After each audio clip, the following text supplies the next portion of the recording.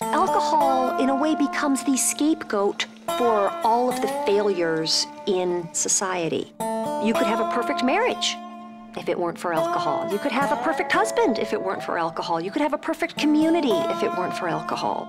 Before you embark on a boozy Christmas, imagine one with no alcohol at all. You just don't know what you're going to get when you pass a law that seems pretty straightforward. From the award-winning filmmaker Ken Burns, a chance to see the whole series back-to-back, Prohibition.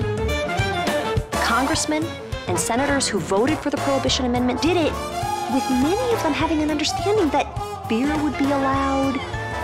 Well, the Volstead Act was so much more severe. It turned citizens into criminals. It didn't take a lot of brains to make a lot of booze. Their little truck was painted just like a milk truck, so that way the milk got delivered and so did the moonshine, and everybody was happy. A Jewish household was allowed a certain amount of wine per adult per year, but you had to have a certification from your rabbi. And there were rabbis with names like Kelly and O'Shanahan. It pitted country folk against city slickers. They felt it was the stupidest law in the history of the country, and they had to bring it to an early death by drinking. It was meant to turn the newcomers into true Americans. It's just kind of funny that the way that they wanted to improve their lives didn't include asking them what they wanted done.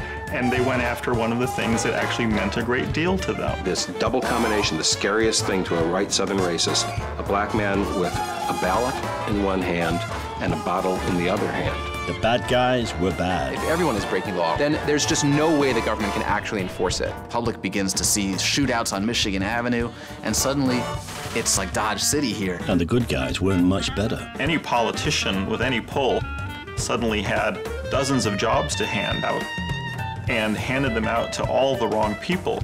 So you had soldiers, baseball players, cooks, anyone who wanted a government paycheck. It fueled the jazz age and turned gangsters into celebrities. There's no real reason why he should become the most famous gangster in American history. I think the key difference is that he liked attention. Women raised their voices to usher it in. They gather in front of a saloon and they go down on their knees and they start praying. And raise their hemlines to kick it out. There's a real liberation for women and liberation of behavior that takes place then. An independence that said, you know, he can drink, I can drink too. And that wouldn't have happened before Prohibition. Ken Burns' Prohibition. It's one of those things that where the average American says, who the hell are you to tell me how to live? Watch the whole series back to back on the 17th of December from 1:10 past 1. Exclusive to PBS.